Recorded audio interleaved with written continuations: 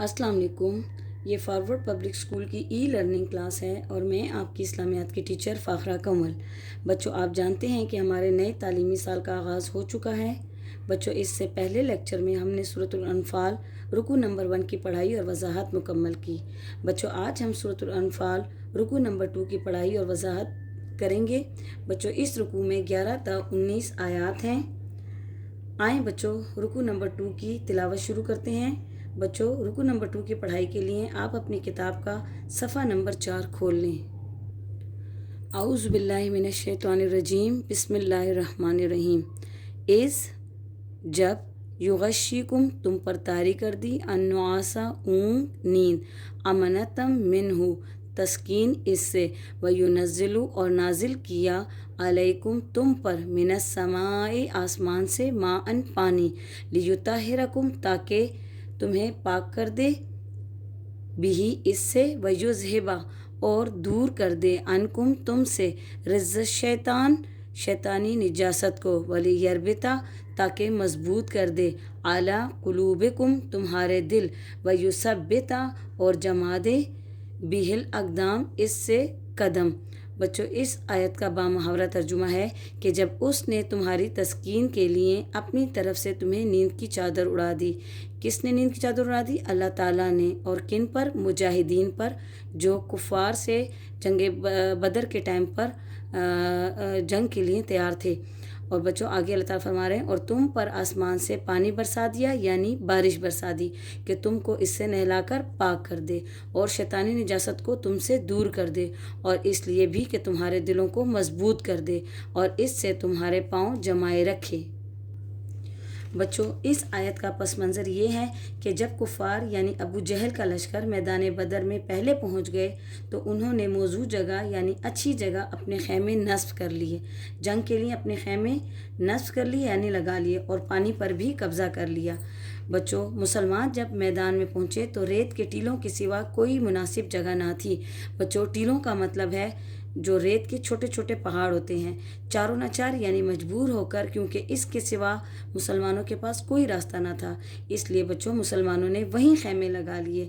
پانی کی بھی سخت قلت تھی، چلتے تھے تو پاؤں میں ریت دھنس جاتے تھے، پاؤں جو تھے وہ ان کے ریت میں دھنس جاتے تھے۔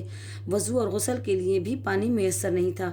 بچوں، ان حالات میں شیطان مجاہدین کے دل میں وسوسے ڈالنے لگا کہ تم اپنے آپ کو خدا کا مقرب یعنی قریبی سمجھے بیٹھے ہو، کفار کے مقابلے میں اپنی حالت دیکھو، کیا خدا کے مقربین یعنی قریبی لوگوں کا یہ حال ہوتا ہے؟ بچوں، چونکہ اللہ تعالیٰ نے حضرت محمد صلی اللہ علیہ وسلم کی مدد کی دعا قبول فرمائی تھی، جو کہ ہم نے رکوع نمبر 1 میں پڑھا تھا کہ حضور صلی اللہ علیہ وسلم نے اپنے مجاہدین کے لیے اور اپنے لیے اللہ تعالیٰ سے مدد کے لیے دعا طلب کی تھی، اس لیے نہ صرف اللہ تعالیٰ نے 1000 فرشتے مدد کے لیے بھیجے، بلکہ اللہ تعالیٰ نے ان پر مزید انعامات یہ فرمائے کہ سب سے پہلے بچوں اللہ تعالیٰ نے ان کے اوپر بارش برسائی۔ بارش برسانے کی وجہ سے بچوں کیا ہوا کہ موسم خوشگوار ہو گیا، اور مسلمانوں نے وضو اور غسل کر کے اپنے آپ کو پاک صاف کیا اور تالاب بنا بنا کر پانی بھی جمع کر لیا۔ اس طرح پانی کی قلت دور ہو گئی۔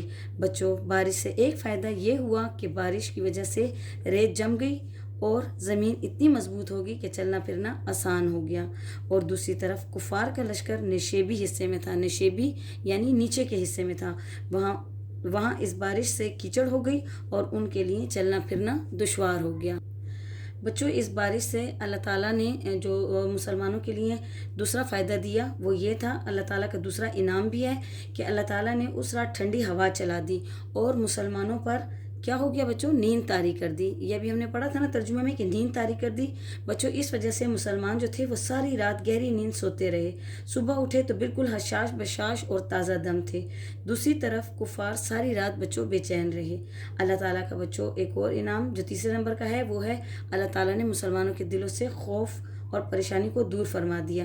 بچوں، مسلمان جب صبح اٹھے تو تھکن اور افسردگی کا نام و نشان تک نہ تھا، کفار کا رعب اور ہیبت دلوں سے دور ہو چکی تھی، اور بچوں مسلمان بڑے اطمینان اور دلیری کے ساتھ لڑنے کی تیاری میں مصروف ہو گئے۔ بچوں، آیت نمبر 12 کی تلاوت کریں گے۔ جب یوں ہی وحی بھیجی ربک تمہارے رب نے الی الملائکۃ کس کی طرف؟ فرشتوں کی طرف، اور فرمایا انی کا مطلب ہے کہ میں معکم ساتھ ہوں، فثبتو پس ثابت قدم رہو، الذین آمنوا کون؟ جو ایمان لائے۔ اللہ تعالیٰ فرشتوں کو مخاطب کر کے کہہ رہے ہیں کہ جب تمہارا پروردگار فرشتوں کو ارشاد فرماتا تھا کہ میں تمہارے ساتھ ہوں، تم مومنوں کو تسلی دو کہ ثابت قدم رہیں۔ بچوں آگے اللہ تعالیٰ فرماتے ہیں سعول کی میں ابھی فی قلوب الذین کفروا الرعب، اللہ تعالیٰ فرما رہے ہیں کہ میں ابھی ڈالے دیتا ہوں کیا؟ کس کے دل میں؟ کفار کے دل میں رعب۔ قلوب کا مطلب ہے دلوں میں، قلب کی جمع ہے، اور الذین کفروا یعنی جو لوگ کافر ہیں ان کے دلوں میں میں ابھی رعب اور ہیبت ڈالے دیتا ہوں۔ فَضْرِبُوا پس ضرب لگاؤ، فوق الاعناق ان کی گردنوں پر، وَضْرِبُوا اور ضرب لگاؤ، منہم ان کے بنان، کلّا بنان یعنی ان کے پور پر۔ اللہ تعالیٰ مسلمانوں کو بتا رہے ہیں، مجاہدین سے فرما رہے ہیں کہ تم ان کے گردنوں پر ضرب لگاؤ اور ان کے جوڑ پر مارو۔ اگلی آیت میں بچوں اللہ تعالیٰ فرماتے ہیں ذالکا یہ بِأَنَّهُمْ اس لیے کہ شاق اللہ و رسولہ انہوں نے مخالفت کی اللہ کی، یعنی اللہ تعالیٰ نے یہ جو ان کو سزا دی ہے اس کی وجہ کیا تھی؟ ان کے گردنوں پر اور ان کے جوڑ پر مارنے کو کیوں کہا؟ کیونکہ انہوں نے اللہ اور اس کے رسول کی مخالفت کی۔ وَمَن يُشَاقِقِ اللَّهَ وَرَسُولَهُ اور جو مخالفت کرتا ہے اللہ اور اس کے رسول کی، فَإِنَّ اللَّهَ تو بے شک اللہ شدید العقاب سخت عذاب دینے والا ہے۔ بچوں اللہ تعالیٰ فرما رہے ہیں کہ یہ جو سزا ان کو ملی تھی اس کی وجہ یہ تھی کہ انہوں نے اللہ اور اس کے رسول کی مخالفت کی، تو جو اللہ اور اس کے رسول کی مخالفت کرے گا تو اللہ تعالیٰ سخت عذاب دینے والا ہے۔ بچوں اس آیت میں اللہ تعالیٰ فرما رہے ہیں کفار سے ذالکم فذوقوہ تو پس تم چکھو، اب کافروں سے فرما رہے ہیں کہ تم چکھو، وَأَنَّ اور یہ للکافرین اور کافروں کے لیے عذاب النار دوزخ کا عذاب بھی تیار ہے۔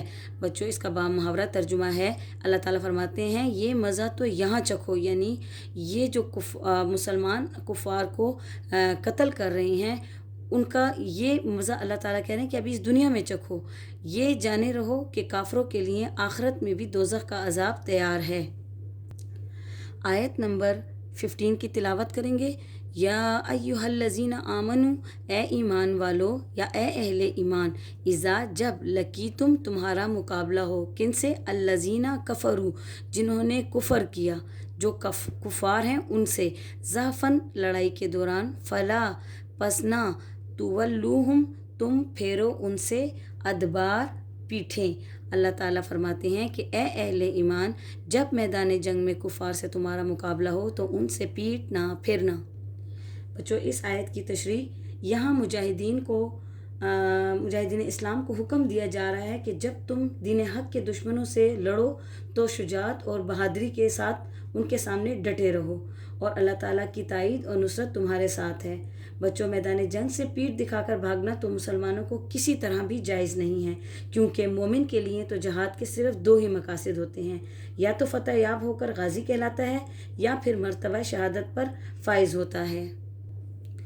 آیت نمبر 16 وَمَن يُوَلِّهِمْ اور جو کوئی ان سے پھیرے گا، یومئذ اس دن، دُبُرَہُ پیٹھ اپنی، الا سوائے، متحرفا لقتال جنگی چال کے طور پر، اور متحیزا الی فئۃ لڑائی کے لیے پلٹ کر جماعت کی طرف جانا اور دوبارہ حملہ کرنا، فقط پس وہ باء گرفتار ہوا، بغضب من اللہ کس میں؟ اللہ تعالیٰ کے غضب میں گرفتار ہوا، ومأواہ اور ٹھکانہ اس کا جہنم ہے، وبئس اور بہت برا مسیر ٹھکانہ۔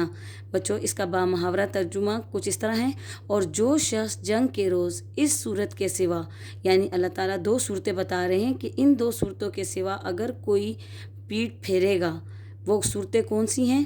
لڑائی کے لیے کنارے چلے یعنی حکمت عملی سے دشمن کو مارے، یا اپنی فوج میں جا ملنا چاہے، ان سے پیٹھ پھیرے گا تو سمجھو کہ وہ خدا کے غضب میں گرفتار ہو گیا، اور اس کا ٹھکانہ دوزخ ہے اور وہ بہت ہی بری جگہ ہے۔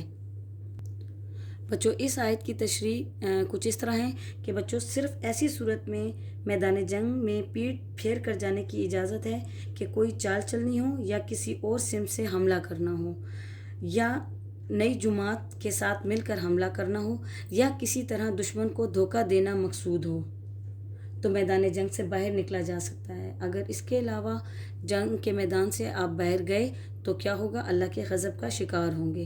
بچوں میدان جنگ سے فرار کو حضور کریم نبی صلی اللہ علیہ وآلہ وسلم نے اکبر الکبائر یعنی بڑے گناہوں میں سے ایک گناہ فرمایا ہے۔ قرآن حکیم میں اللہ تعالیٰ فرماتے ہیں جو شخص جنگ کے روز ان سے پیٹھ پھیرے گا تو خدا کے غضب میں گرفتار ہوگا اور اس کا ٹھکانہ جہنم ہے اور وہ بہت بری جگہ ہے۔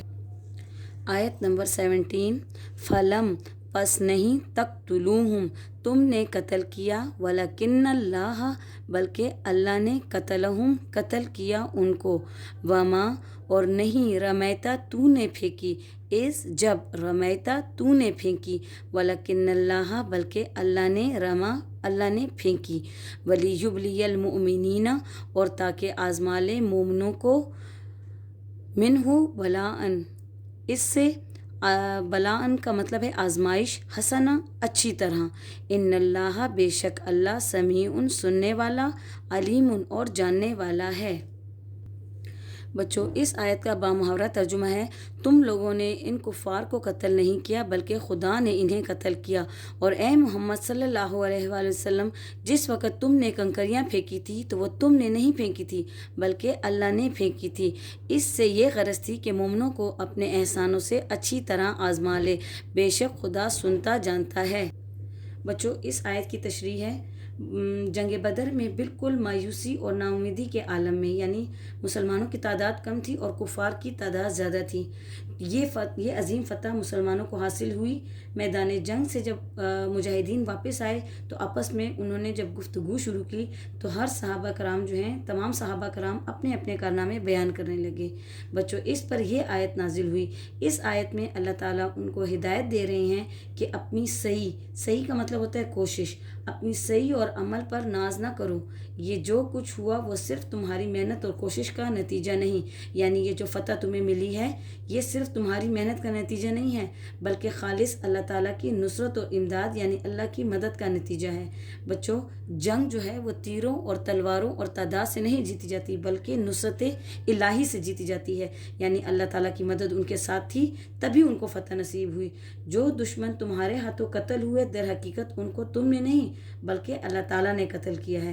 اسی طرح رسول کریم صلی اللہ علیہ وآلہ وسلم کو مخاطب کر کے ارشاد فرمایا کہ یہ مٹھی بھر کنکریاں جو آپ نے پھینکی وہ در حقیقت آپ نے نہیں بلکہ اللہ نے پھینکی تھی۔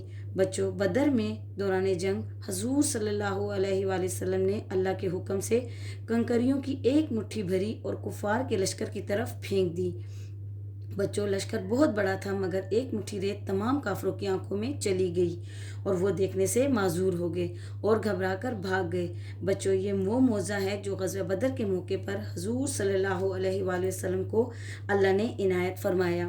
آگے بچوں اللہ فرماتے ہیں کہ یہ عظیم فتح ہم نے اس لیے دی کہ مومنین کو ان کی محنت کا پورا صلہ دے دے اور ہم ان کو آزمانا چاہتے تھے کہ یہ لوگ اس کو ہمارا انعام سمجھ کر شکر گزار ہوتے ہیں یا اس کو اپنی ذاتی قابلیت کا اثر سمجھ کر فخر و ناز میں مبتلا ہو جاتے ہیں، یعنی کہیں ان مومنین کے دل میں صرف یہی بات نہ ہو کہ یہ ہماری کوشش کا نتیجہ ہے اور اپنے عمل کو اس وجہ سے کہیں برباد نہ کر دیں۔